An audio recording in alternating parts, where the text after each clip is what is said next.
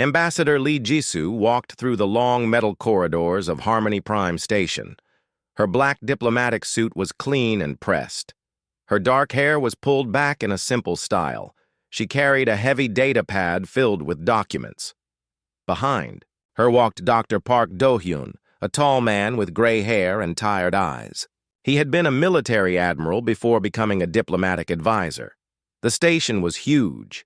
It floated in empty space between the territories of different alien races. Built from white metal and glass, it had rooms for meetings between species that might otherwise fight wars. Today, those rooms would host talks between humans and the Valkyrian Empire. Lee had been preparing for these talks for months. The Valkyrians had been pushing into human space. They attacked cargo ships. They destroyed mining stations. They took over small colonies and forced the humans who lived there to leave. Earth's government wanted to solve this problem with words, not weapons. "Are you ready for this?" Park asked as they walked. Lee nodded. "I have to be. These talks might be our last chance to avoid a war." They entered the main meeting room. It was a large space with a round table in the center. Big windows showed the stars outside.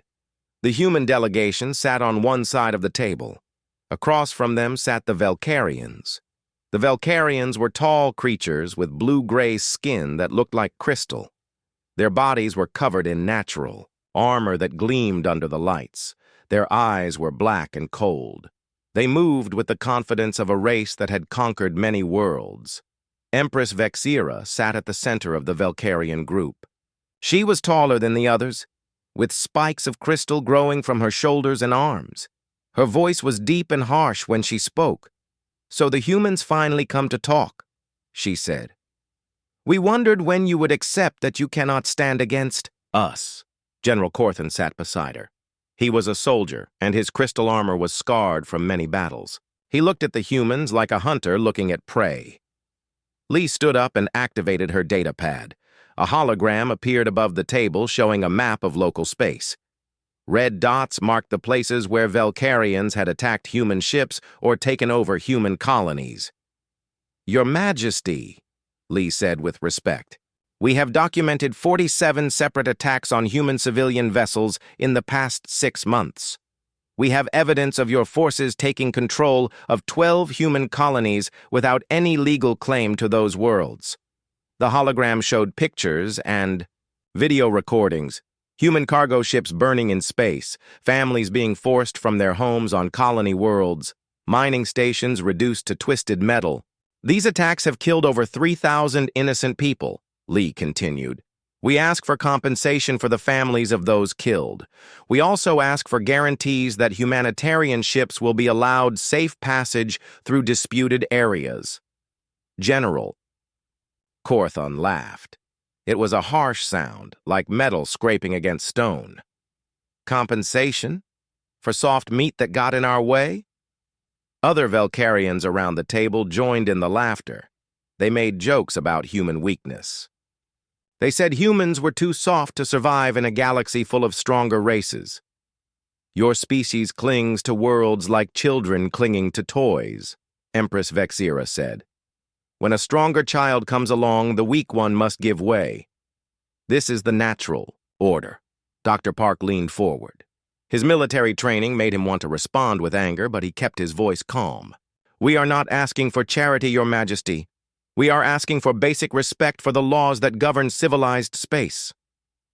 "Civilized?" General Corthan stood up. His crystal armor caught the light.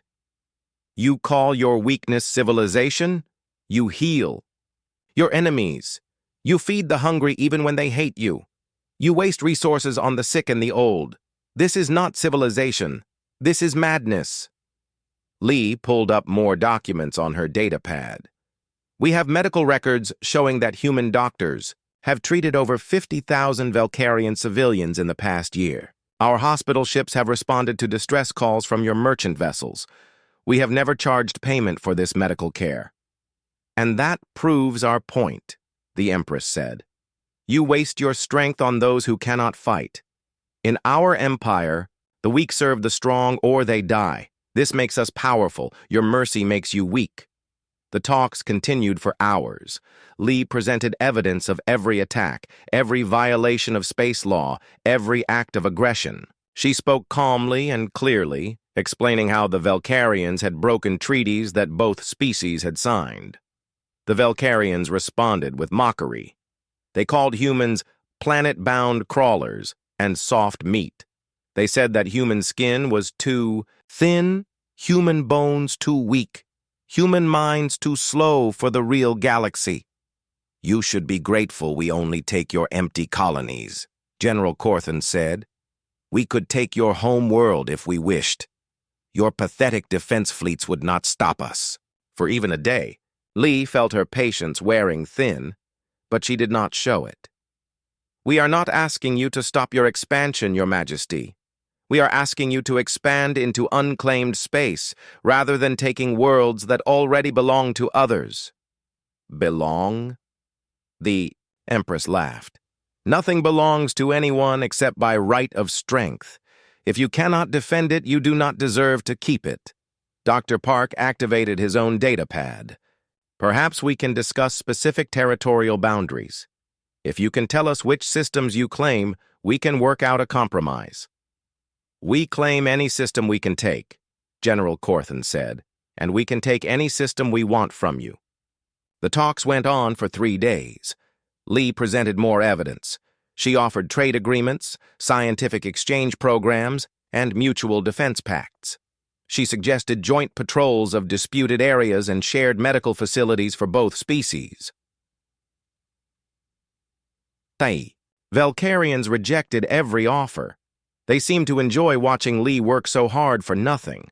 They made cruel jokes about human appearance and human culture. They said that humans smelled bad and that their food was disgusting. On the 3rd day, Lee made one final attempt. She stood up and looked directly at Empress Vexira. "Your Majesty, we have tried to find a peaceful solution to our differences. We have offered compensation, trade agreements, and scientific cooperation. We have shown respect for your culture, even when you have shown none for ours. What will it take for our 2 species to live in peace?" The Empress was quiet for a long moment. Then she smiled, showing teeth like crystal shards. "Peace," she said. "There can be no peace between the strong and the weak. There can only be dominance and submission. We are strong, you are weak. Submit to us completely, or we will crush you slowly." General Corthan nodded. "Give us your outer colonies. Give us your trade routes. Give us your mining rights. Serve us as slaves serve masters. Then we might let some of you live." Lee felt something cold settle in her stomach. She had known the talks might fail, but she had hoped for some small sign of reason from the Velcarians. "We need time to consider your proposal," she said carefully. "Time?" General Corthan laughed again. "Time is something the weak ask for when they cannot face reality. Very well. You have one standard week to decide. Submit or face the consequences." The Velcarians stood up as one. They walked out of the meeting room without another word. Their crystal armor clinked softly as they moved. Lee sat down heavily in her chair. Dr. Park put a hand on her shoulder. "Well," he said quietly, "I think we know where we stand now." Lee looked at the data pad in her hands. 3 days of careful preparation. 3 days of respectful diplomacy. 3 days of trying to find a peaceful solution. All of it rejected with laughter and threats. "Pack everything up," she said. "We're going home." As they gathered their documents and prepared to leave Harmony Prime Station, Lee thought about the message she would have to send to Earth. The message that would tell her government that diplomacy had failed completely. She did not know it yet, but that message would change everything. Captain Kim Woo-jin stood on the bridge of the hospital ship New Seoul. Through the main screen, he could see the blue and green planet Kepler 442b growing larger as they approached. The planet was in trouble. A disease had spread through the human colony there. Thousands of people needed medical help that the small colony hospital could not provide. The New Soul was humanity's largest medical vessel. It was 3 kilometers long and painted pure white with red medical crosses on every side. The ship broadcast medical identification signals on all emergency frequencies. Every species in the galaxy knew what those signals meant. Medical ships were protected by ancient laws that even the most warlike races respected. Dr. Choi Minji walked onto the bridge. She was the chief medical officer, a small woman with kind eyes and gentle hands. She had spent her life healing people from every race in the galaxy. "How long until we reach the planet?" she asked. 6 hours, Captain Kim replied. "Are your medical teams ready?" "As ready as we can be," Dr. Choi said. "We have space for 3,000 patients. Our surgical bays are prepared for the worst cases. Nurse Yoon has the pediatric ward set up for the children." Captain Kim nodded. The colony had reported that many children were sick. The disease attacked the young and the old first, leaving healthy adults to watch their families suffer. "Any word from the Valkyrian fleet in this sector?" asked Commander. "Oh, Sungmin, the ship's engineer. They're conducting military exercises 3 systems away," Captain Kim said. "Their exercises shouldn't affect our medical mission." The New Soul moved through space at maximum safe speed. In the medical bays, below, doctors and nurses prepared equipment and medicine. They had treated patients from dozens of different species. Human, Valkyrian, crystalline, and many others had been healed in these same rooms. Dr. Choi went down to check on the preparations. In the children's medical ward, she found Nurse Yoon Tae-wan setting up small beds and colorful decorations. He was a young man who specialized in treating sick children. His gentle manner could calm even the most frightened young patient. "The children will be scared," Nurse Yoon said. "Being taken away from their families, brought onto a big ship. I want them to feel safe here." "They will," Dr. Choi assured him.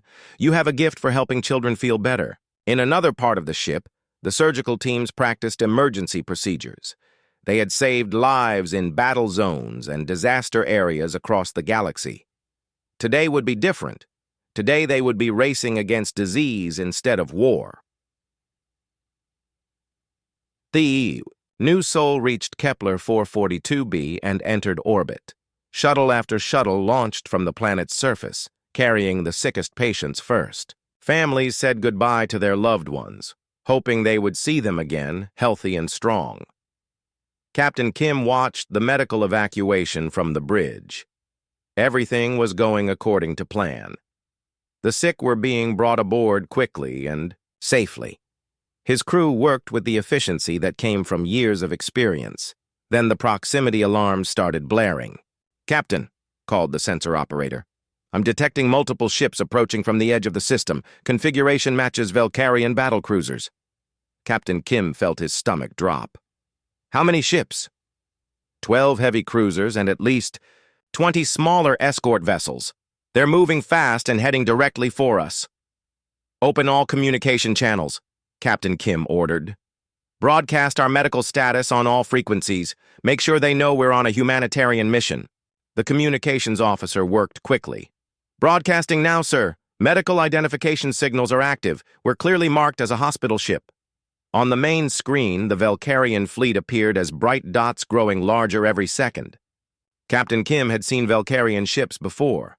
They were built for war, with crystal armor and powerful energy weapons.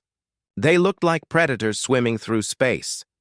"Incoming transmission from the Valkyrian fleet," the communications officer reported. "Put it on screen." The image that appeared made Captain Kim's blood run cold. Commander Velthar was known throughout the sector as a brutal officer who followed orders without question. His crystal face showed no emotion as he spoke. "Human vessel, you have entered a Valkyrian security zone without permission. Prepare to be boarded for inspection." "Captain," Kim stepped forward. "Commander, this is Captain Kim Woo-jin of the medical vessel New Soul. We are conducting a humanitarian evacuation of 6 civilians. We have 3,000 patients aboard, including many children. We request safe passage under galactic medical protection laws." There are no Velcarian security zones in this system, added the navigation officer quietly. This is neutral space. Commander Velthar's expression did not change. The security zone was declared 1 hour ago.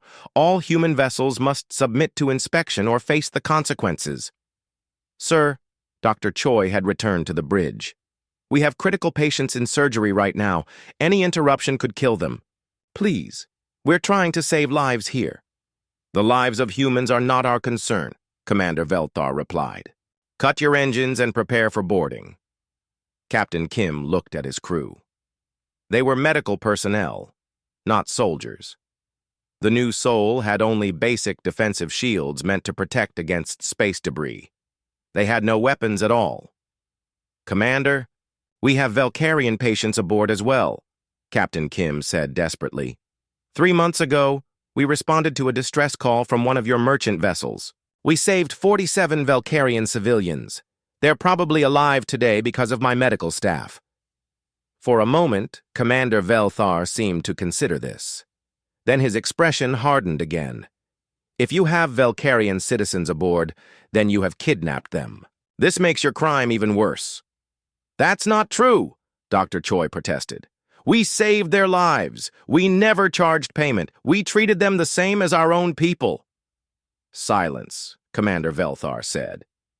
You have 30 seconds to cut your engines. Captain. Kim looked around his bridge. His crew stared back at him with fear in their eyes.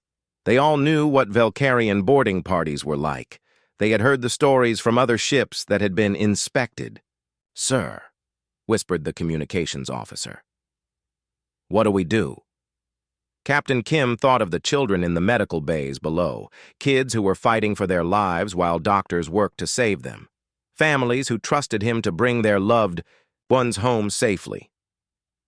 Continue broadcasting our medical status, he said. All frequencies. Make sure everyone in the galaxy knows what's happening here. The 30 seconds passed. On the main screen, the Velcarian ships began to move into attack formation. Human vessel, Commander Velthar said. You have refused to comply with lawful orders. You will face the consequences. Wait, Captain Kim shouted. We're a medical ship. We have sick children aboard. This violates every law of civilized warfare. But the transmission had ended. The Velcarian ships were already powering up their weapons. Engineer Oh Seung-min ran to his station. Captain, I'm reading massive energy buildups from their weapon systems. They're going to fire. All hands, brace for impact, Captain Kim called over the ship's speakers. Medical teams, protect your patients. The first shots hit the new Sol's shields. The whole ship shook like it was being hit by a giant hammer. In the medical bays, nurses held on to sick children as equipment fell from the walls. Shields down to 60%, Oh Seung-min reported. Sir, our shields weren't designed for military combat. They won't hold long. More shots struck the ship.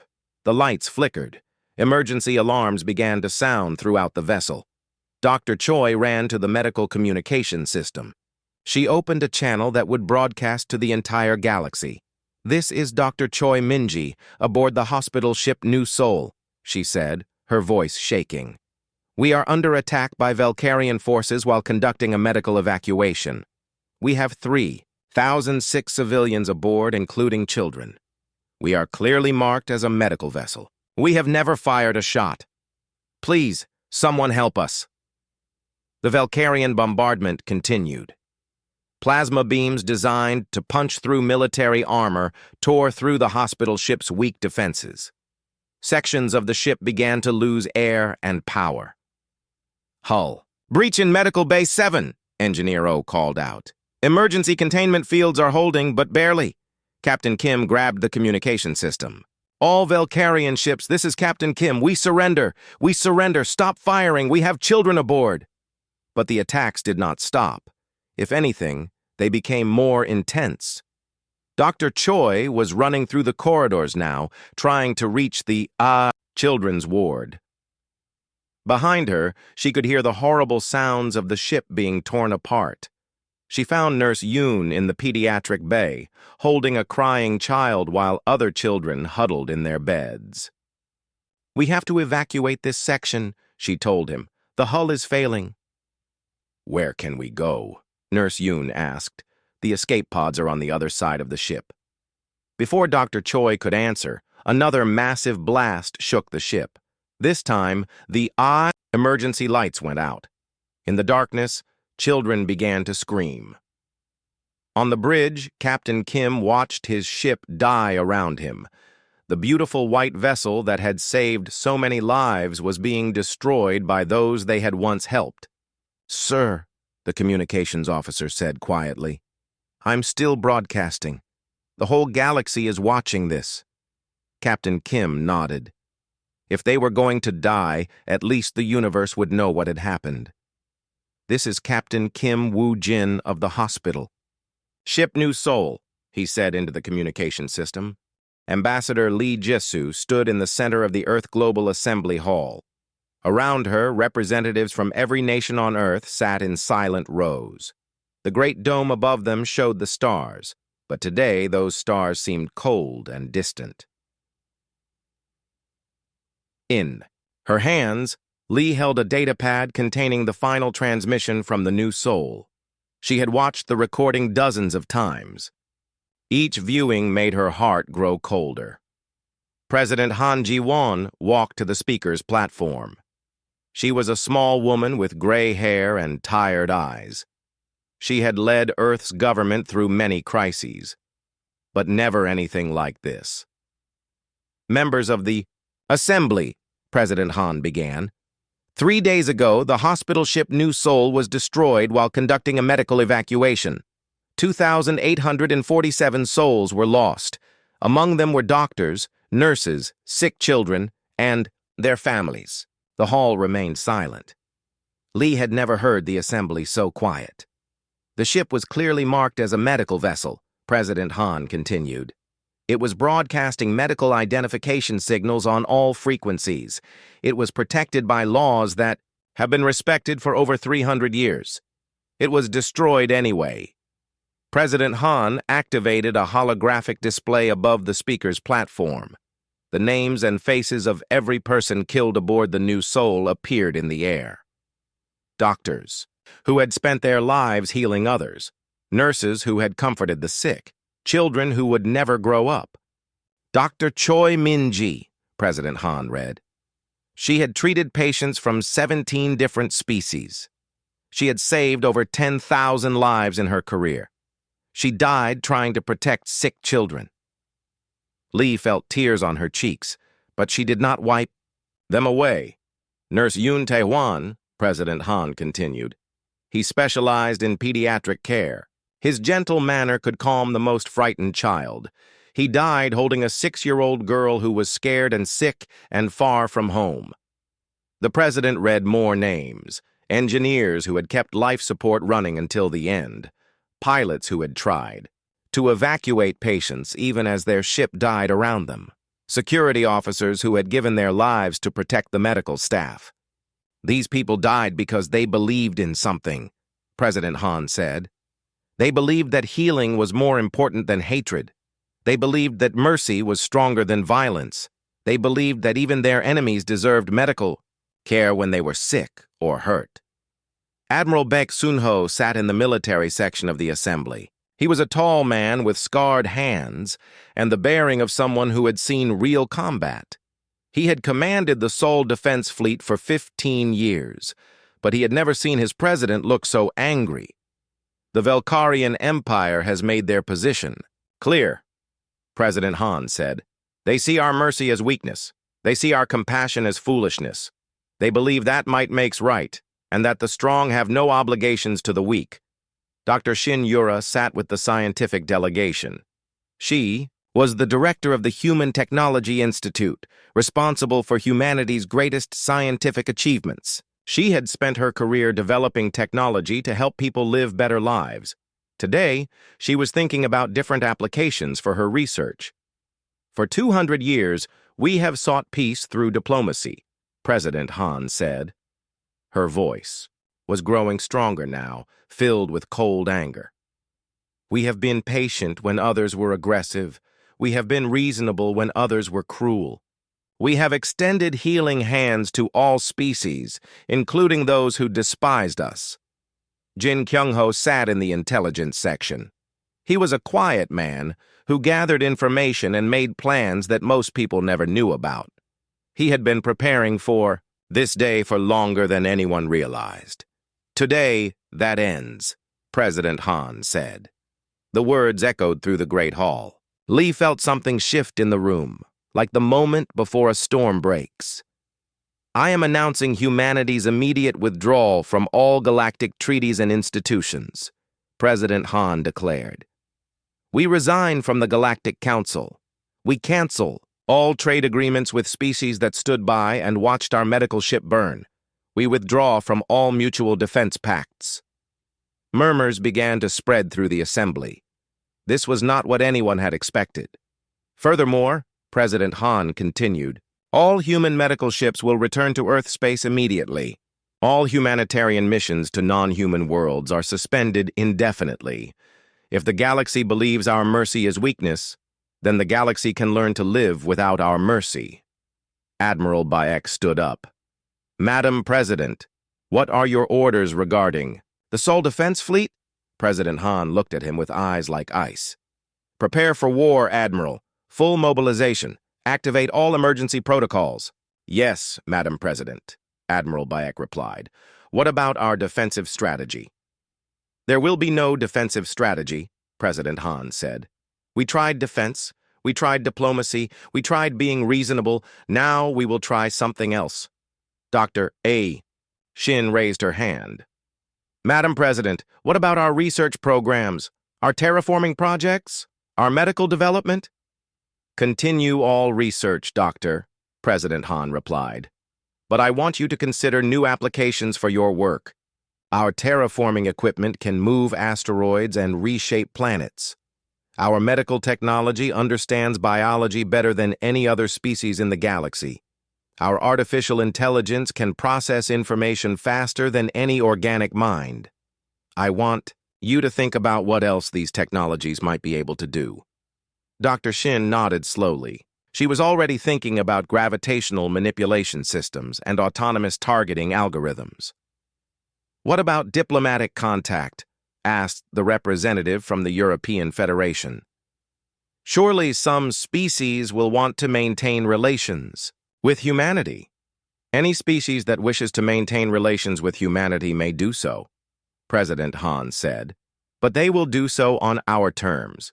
We will no longer negotiate from a position of weakness. We will no longer beg for scraps of respect from races that see us as inferior. Jin Kyung-ho stood up. Madam President, our intelligence services have been monitoring Valkyrian communications. They are celebrating the destruction of the new soul. They're calling it a demonstration of strength against human aggression. The hall erupted in angry voices. Representatives shouted about justice and revenge. Admiral Beck called for immediate military action against Valkyrian space. President Han raised her hand for silence.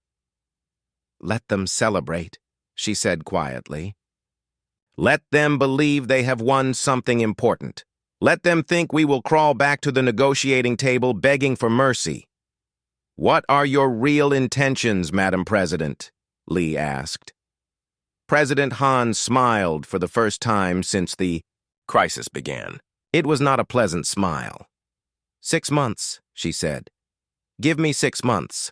Then we will show the Valkyrian Empire what human weakness really looks like. The Assembly voted. The decision was unanimous for the first time in Earth's history. Humanity would withdraw from galactic civilization completely. But that was only the beginning. Admiral Bayek returned to his headquarters and began issuing orders that had been prepared in secret for decades. Hidden shipyards in the asteroid belt came online. Mining operations that had seemed purely civilian revealed their true purpose. Automated factories began producing materials that no one had expected humanity to need. Dr. Shin gathered her research, teams, and began the most ambitious project in human history. Technologies that had been developed for peaceful purposes were redesigned with new goals in mind. Gravitational manipulation systems became weapons. Medical knowledge became tools for biological warfare. Artificial intelligence networks became military command systems. Jin Kyung-ho activated intelligence networks that had been dormant for years. Human agents throughout the galaxy began gathering information about Valkyrian military installations, supply lines, and defensive systems. Data flowed back to Earth in streams of encrypted communication. The galaxy watched humanity's withdrawal with a mixture of relief and contempt. Most species assumed this was just human posturing. They expected humanity to return within months, chastened by isolation and ready to accept whatever terms they were offered. The Valkyrian Empire was particularly amused. General Corthan gave speeches about how human weakness had finally been exposed. Empress Vexira declared that humanity's withdrawal proved they were unfit to exist among civilized species. "Let the soft meat hide on their little worlds," she announced to her empire. "When they grow hungry enough, they will crawl back and beg us to let them serve us." But Admiral Bayek was not preparing for defense. Dr. Shin was not developing protective technologies. Jin Kyung-ho was not gathering information for negotiations. They were preparing for war, not the kind of war the galaxy expected, not the desperate resistance of a weak species fighting for survival. This would be something different. Something that would change the balance of power in the galaxy forever. Lee stood in her office, looking out at the stars. She thought about Dr. Choi Minji, who had died trying to protect sick children. She thought about Nurse Yoon Taewon, who had spent his last moments comforting a frightened little girl. "We should have listened to you," she whispered to the memory of her colleagues aboard the New Soul. "We should have known that some species can't be reasoned with." Outside her window, construction ships were moving through Earth's orbital space. They were building something new, something the galaxy had never seen before. In 6 months, the Valkyrian Empire would learn that there are worse things than human weakness. They would learn about human strength. Fleet Admiral Song Min-hyuk stood on the bridge of the battleship Earth's Vengeance. Through the reinforced windows, he could see 47 human fleets positioned throughout space. Each fleet contained ships that the galaxy had never seen before. Ships that had been built in secret over the past 6 months. The time for hiding was over. Operation Silent Thunder was about to begin. "All fleet commanders report status," Admiral Song spoke into his communication system. One by one, the responses came back. 47 human fleets spread across Valkyrian space, each positioned near a major Valkyrian military installation. 6 months of careful planning and preparation had led to this moment. Captain Lim Jae-ho commanded the stealth destroyer Retribution. His ship was invisible to Valkyrian sensors, hidden by technology that bent light and energy around it. The Retribution hung in space near the Valkyrian homeworld, waiting for the signal to begin the attack. "Stealth field is holding steady," reported his tactical officer. "Valkyrian defense platforms show no sign that they detect us." Captain Lim nodded. The Retribution was one of 50 stealth ships that had been built using advances in human physics that the galaxy didn't know existed. Each ship carried weapons that could destroy targets far larger than themselves. Colonel An Soo-young floated in the cargo bay of a transport ship disguised as a civilian freighter. Around her, 200 soldiers of the Ghost Battalion checked their equipment one final time. They wore armor that made them nearly invisible and carried weapons that could cut through Valkyrian crystal plate like paper. "Remember," Colonel An told her soldiers, "we go in fast and quiet. Primary target is the command center. Secondary targets are communication arrays. We want to capture Prince Zekmoth alive, if possible." The Ghost Battalion had trained for this mission for months. They knew every corridor of the Valkyrian command station. They had studied the habits of every important Valkyrian officer. Today, that knowledge would be put to the test. Admiral Song looked at the tactical display showing all human forces. Each fleet was in position. Each target had been identified. Each captain and colonel knew their mission. Dr. Shin, are the AI systems. Ready? He asked. Dr. Shin Yura's voice came through the communication system from her command center on Earth. All AI networks are online and synchronized. Human ships will coordinate with perfect precision. Valkyrian tactical computers won't be able to predict our movements. The artificial intelligence systems Dr. Shin had developed were unlike anything the galaxy had ever seen. They could process information faster than any organic mind and coordinate the actions of thousands of ships simultaneously. Jin Kyung-ho, what's the status of Valkyrian forces? Admiral Song asked. Jin Kyung-ho's intelligence networks had been feeding information to the human military for months. Valkyrian fleets are dispersed across their empire on routine patrols. Their commanders are confident and unprepared. They expect no real threat from humanity. Admiral Song smiled grimly. Valkyrian confidence would be their weakness. All units, this is Fleet Admiral Song, he announced. Operation Silent Thunder begins in 60 seconds. Remember why we're here. Remember the new soul. Remember every human who died because we tried. To be merciful to those who see mercy as weakness. The countdown began. In space around 47 Valkyrian worlds, human fleets prepared to attack. These were not the same humans who had begged for peace 6 months ago. These were predators who had been hiding among sheep. 10 seconds, Admiral Song announced. 5, 4, 3, 2, 1, execute. The galaxy exploded into violence. Around the Valkyrian homeworld, the planet's defense platforms suddenly began exploding. Captain Lim's retribution had fired kinetic projectiles at incredible speed. The tungsten rods struck their targets with the force of nuclear weapons, but they were completely silent and invisible until the moment of impact. Direct hits on all primary targets, reported the Retribution's tactical officer. Defense platforms are destroyed. But the real shock came when 50 more stealth ships decloaked around the planet.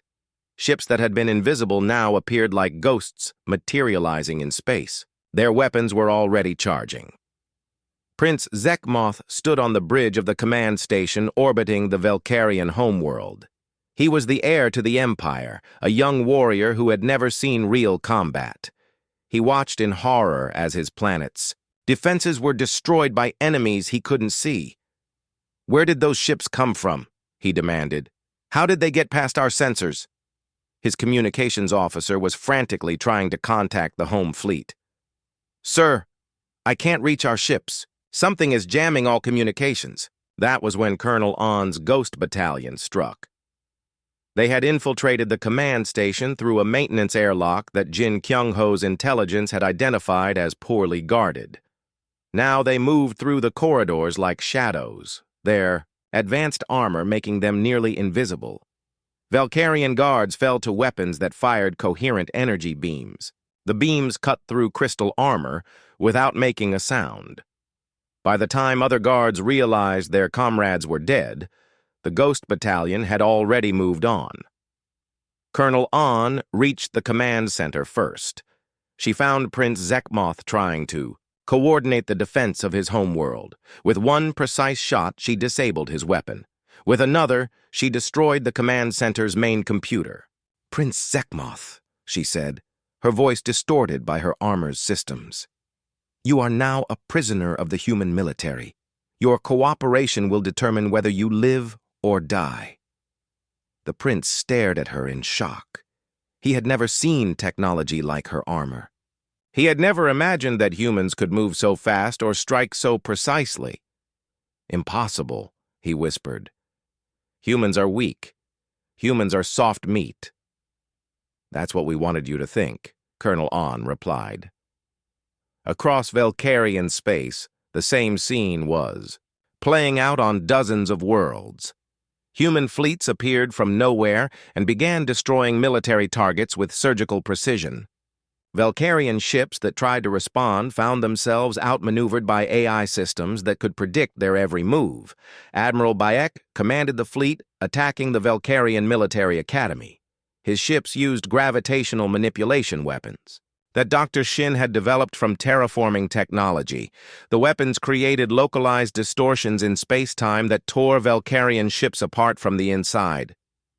Target the training facilities, Admiral Bayek ordered. We want to capture as many young officers as possible. They'll be useful for intelligence gathering. The Velkarian cadets at the academy had been taught that humans were inferior beings who relied on technology instead of personal strength. Now they watched in terror as human ships demonstrated technology far beyond anything in their empire. Fleet Admiral Song monitored the battle from his flagship. Reports came in from every human fleet. The attacks were proceeding exactly as planned. Velkarian resistance was weaker than expected. Admiral, reported his intelligence officer, we're intercepting Velkarian communications. Their commanders are in complete panic. They're calling this attack impossible. Of course they are, Admiral Song replied. They spent so much time believing their own propaganda about human weakness that they never considered what we might be capable of. The truth was that humanity had been preparing for this kind of war for decades. While other species focused on building bigger and more impressive weapons, humans had focused on building smarter and more efficient ones. While other species relied on individual strength and courage, humans had built systems that could coordinate the actions of millions of people. Captain Lim's retribution was now attacking Velkarian shipyards in orbit around their homeworld. The shipyards were massive structures that had built thousands of warships over the centuries. Now they were being reduced to scrap metal by human weapons. Direct hit on Construction Bay 7, reported his weapons officer. The entire structure is collapsing. Move to the next target, Captain Lim ordered. I want every shipyard in this system destroyed before any Velkarian reinforcements arrive. But Velkarian reinforcements were having problems of their own. Human fleets had struck simultaneously across their empire. Every major military base was under attack. Every important commander was either dead or captured. The Velkarian military was discovering that they had no effective way to coordinate a response. Empress Vexira stood in her throne room, watching reports of the attacks flood in. Her empire was being dismantled piece by the weak humans she had mocked 6 months ago. How many fleets do the humans have? She demanded. We don't know, Your Majesty, replied General Corthan. His crystal armor was cracked from a human attack on his command ship. They seemed to be everywhere at once. Our intelligence completely failed to detect their military buildup. Send the home fleet to defend the capital, the Empress ordered. The home fleet is gone, Your Majesty, General Corthan said quietly. Destroyed in the first wave of attacks. The humans didn't just hit our outer territories. They hit everything simultaneously. For the first time in her life, Empress Vexira felt fear. Her empire had dominated this region of space for over 1,000 years. No enemy had ever been able to challenge Velkarian supremacy. Now humans were treating her military like children playing with toys. Open a communication channel. To the human fleet, she ordered. Admiral Park Hyejin stood on the observation deck of the orbital station above the former Velkarian homeworld. 8 months had passed since Operation Silent Thunder ended the Velkarian Empire. Below her, the planet showed signs of massive reconstruction. Where military factories had once produced weapons of war, medical centers and schools were being built. Park was the military governor of the former Velkarian territories. It was her job to transform a conquered empire into something better. She was a woman who had spent her career in the human military, but she had never expected to rule over billions of former enemies. Governor, called her aide, Commander Lee Ji-won. The daily reconstruction report is ready. Park nodded and walked to her office. The walls were covered with maps showing the progress of rebuilding efforts across dozens of worlds. Green areas showed completed projects. Yellow areas showed work in progress. There were very few red areas left. How many former Velkarian worlds have requested full integration into human space? Park asked. 37 out of 47, Commander Lee replied. The others are asking for autonomous status under human protection. Park was not surprised. The Velkarian Empire had ruled through fear and oppression. Their subjects had lived in terror of their crystal-armored masters. When humans arrived as conquerors, the former subjects had expected similar treatment. Instead, they found something they had never experienced under Velkarian rule: mercy.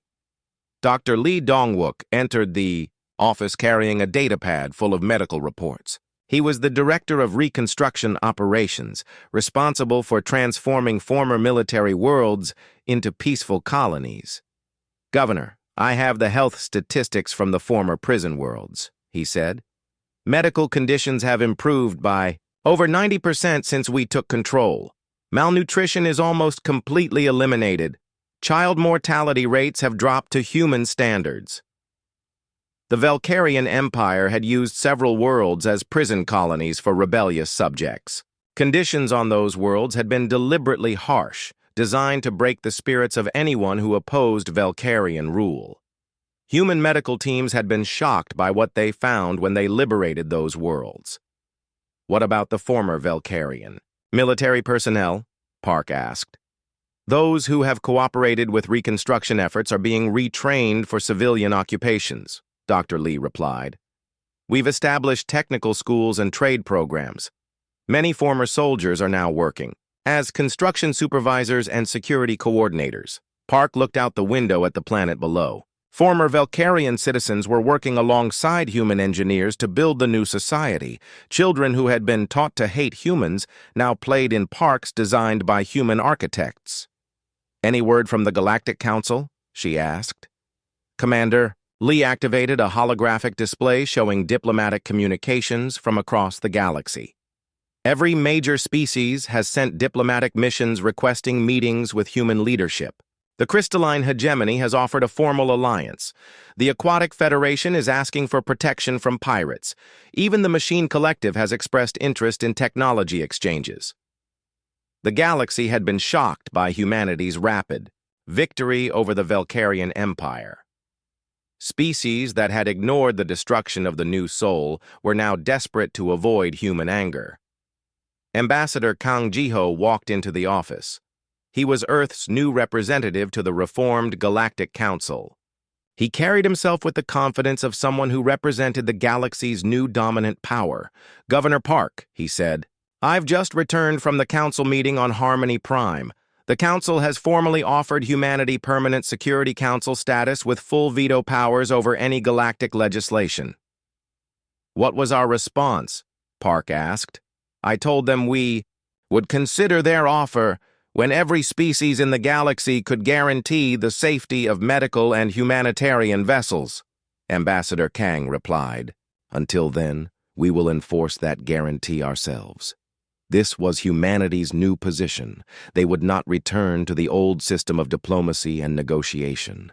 They would not trust other species to honor agreements that protected the innocent. They would enforce galactic law themselves. Chancellor Yu Min-seok appeared on the communication screen from Earth. He was the new Minister of Galactic Affairs, responsible for managing humanity's relationships with other species. "Admiral Park," he said, "I have updates from our diplomatic missions throughout the galaxy. Species compliance with the new humanitarian protection laws is at 98%. The few violations we've detected have been minor and quickly corrected. The new laws were simple. Any attack on clearly marked medical, research, or refugee vessels would result in immediate military retaliation from human forces.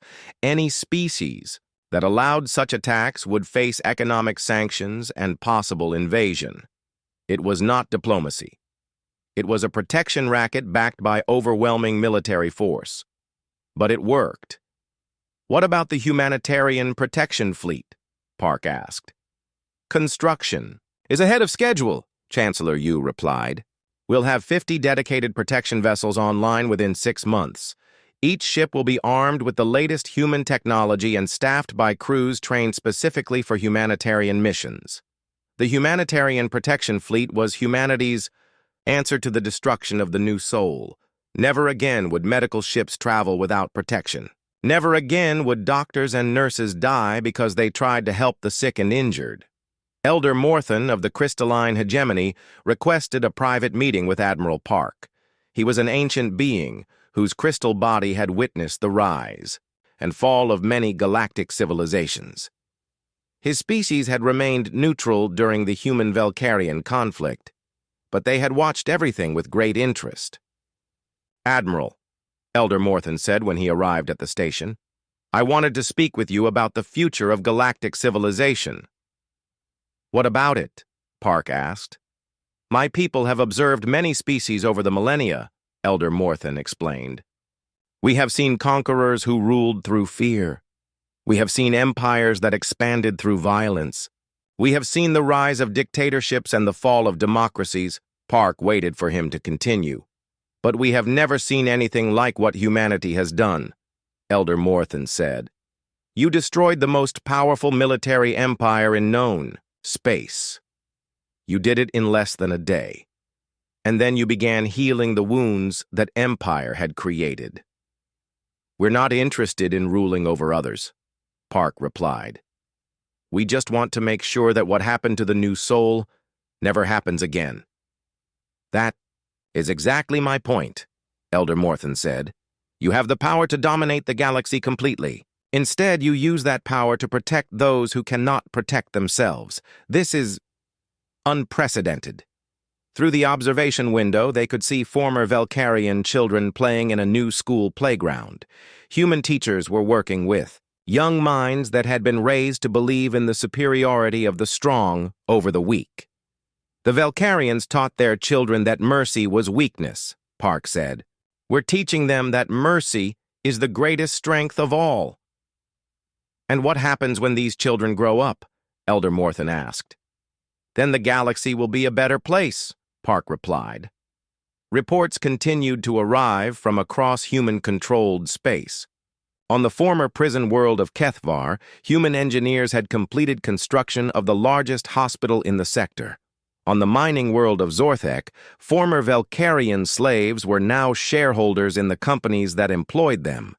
On the military world of Velthara, weapons factories had been converted into manufacturing centers for medical equipment.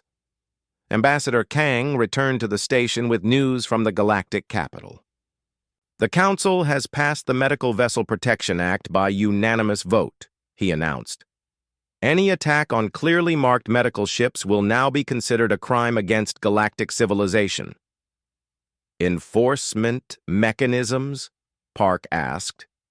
"Human fleets will have the authority to respond to any violations with immediate military force," Ambassador Kang replied.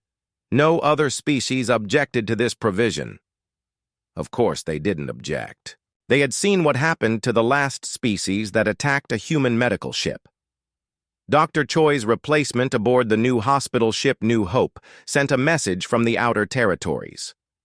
Dr. Kim Yejin was a young woman who had volunteered to continue the medical mission that Dr. Choi had died for. "Governor Park," her message said, "we've completed our mission to the Outer Rim colonies, treated over 5,000 patients from 12 different species. No incidents, no attacks, no harassment. The protection escort ships weren't even needed, but their presence clearly deterred any potential problems. This was the new reality. Human medical ships traveled with armed escorts that could destroy entire fleets if necessary. The ships still healed everyone who needed help, but they did so under the protection of the galaxy's most advanced military. Prince Zekmoth, now a prisoner on Earth, sent a recorded message that was broadcast throughout the former Velcarian territories. The once proud heir to the Empire spoke from a comfortable but secure facility where he was being educated about human values. "My people," he said, "I have seen what life can be like without the violence and oppression that defined our empire. Human conquerors have shown more mercy to us than we ever showed to our own subjects. They have given us schools where our children learn about cooperation instead of domination.